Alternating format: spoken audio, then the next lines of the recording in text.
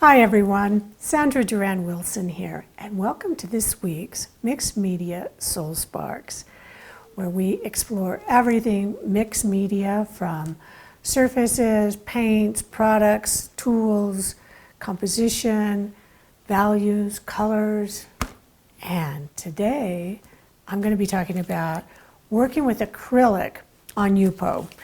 And Yupo is a special product.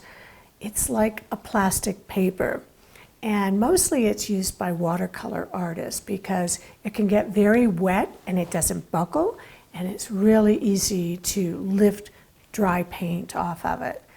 But I'm an acrylic painter, so we're going to look at ways you can get some interesting acrylic effects using Yupo. There are a few things that you have to consider when working with this. And many times it needs to be mounted under glass. But I have taken even small pieces of this and mounted it onto panels with success. It just takes it a long time to dry because it's not an absorbent surface. So this is just a small little sample here, and it comes in different weights. And you can also get it more like this, where it's a bit translucent. So there are different possibilities of what you can do with that. Here's a piece that was kind of on a translucent piece, and I'm going to show you how to get these effects. So this is what we're going to work on. This piece was a little thicker, and it's on the heavier paper. So these are all different ideas. Here's another kind of wild one that, because it doesn't dry quickly, you can come back in with tools and really start to work with the movement of the paint. The first thing I'm going to share with you is just how to do this really quick way of getting something like this that is kind of translucent. Even though it has the paint, you can start to see a little of that color on the back side. Same as what this one is. So let's get this started. And I find the best way to work with this is to use either inks, high flow paints, or thin acrylics. So let me get this out of the way. I've got a piece of plastic on my table here, and that'll keep the wet paint from going everywhere. So here we go. So I'm just going to start with some inks. This is a Liquitex red iron oxide, and just put a little of that on. And then we're going to come in with, let's use this other red.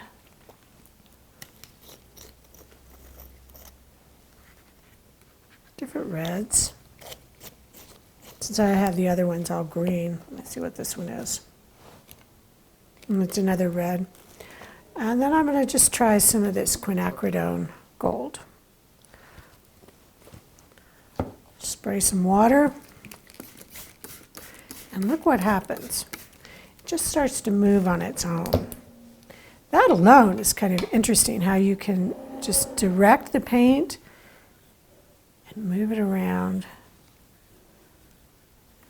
But sometimes I like to, I call this squeezing art. You just take another piece and put on it, and you start to pick it up, and you get some very interesting movement. Just flip it over.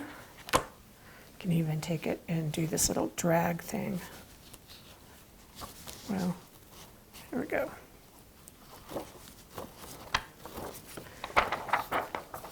And you get this kind of movement. And it's come in with the knife, you can draw into it, you can take the alcohol, but you can also begin to lift it. So this one is already dry, and I come back in and just start to get these different marks onto here. It almost has this, I call it a dendrite look. It looks like things when you're looking under the microscope, how it's kind of pulled. Now here I still have that line, just where I just dribbled that on. So I'm going to try and see if I can transfer some of that over to here. No, it didn't work. Let's try a little bit thicker paint. There's that blue. That's pretty, huh? A little water.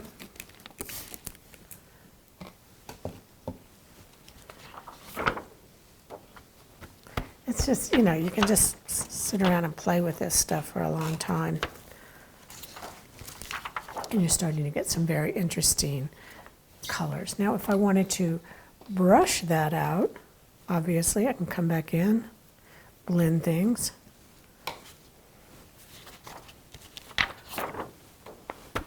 And lift. But it's this kind of effect that I got on this one originally. So that's one way to do it. If I wanted to go with a thicker layer, like this, it's going to take that paint quite a while to dry. I mean, I'm talking like it might take a day or so. What happens if you start to move some off? Move it off, meaning I'm scraping it off with my knife. Let me show that to you. It's rather interesting. You start to see that the colors are blending, but in a very different way than if you were using a different kind of surface or even a brush. So play with the viscosity of the paint, play with the tool that you're going to apply the paint, play with the inks. And let me just move this out of the way so I can show you, oops, this other thing. You see, I get carried away with this stuff. Here's another way to play with it, besides throwing it all over the table. So this is a very diluted paint, and I'm taking some embroidery thread. Cut a piece off here. And I'm going to dip it into this very diluted paint, just diluted with water. And then I'm going to take it and I'm going to draw with it. Get this out here. Now, if I wanted to make this, I think I add a little extra water to it. Got it a little too wet. So over here, I'm going to pour some of this onto here, so it's not quite so wet. There we go. Okay.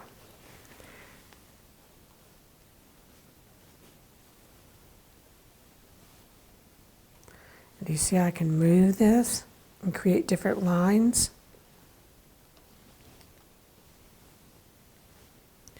And here's a trick. If I leave this thread on here for quite a while, even till it's dry, and then I peel it off, I'm going to have a very strong, definitive line. Whereas here, where it's wet, I can get a softer line. And this is just a really fun way to start to get shapes and lines. And that's what I did on this piece. I just came in and moved the thread around.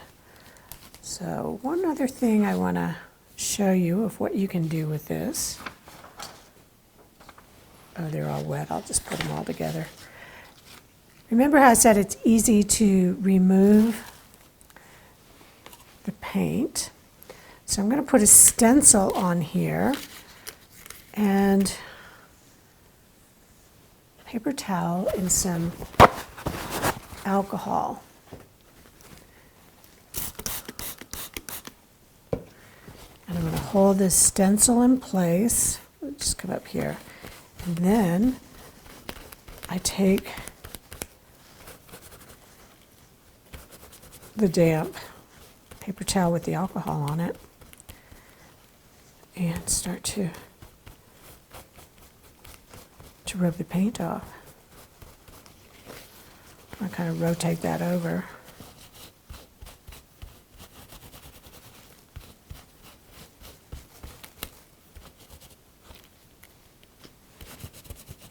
You could also tape this rather than just holding it with your hand.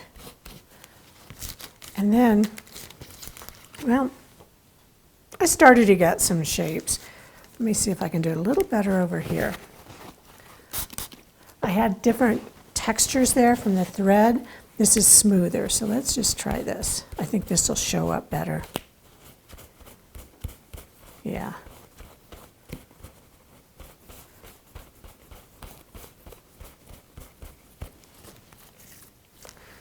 I can start to see the 4 and the different numbers there. So depending on what stencil you're using, the idea is you can see how easy it is to remove the dry paint off of here, even if I don't use a stencil. So coming back in, looking at different ways of moving this paint.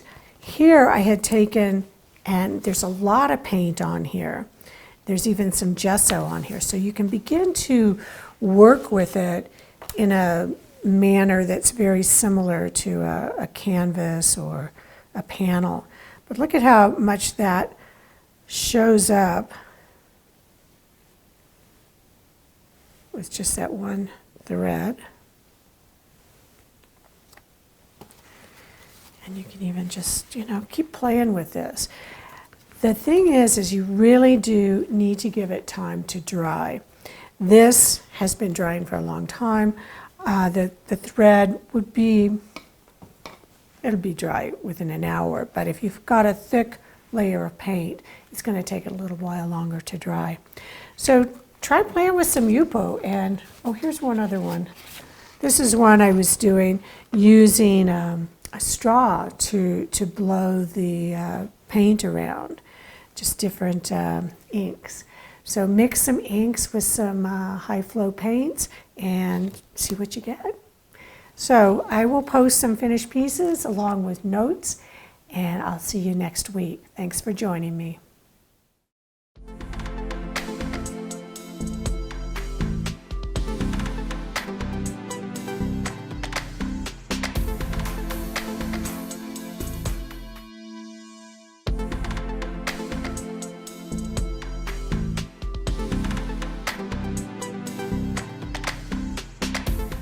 Join the Creative Awakening community on Facebook, where you'll be able to post your art, connect with other creatives around the world, and ask questions.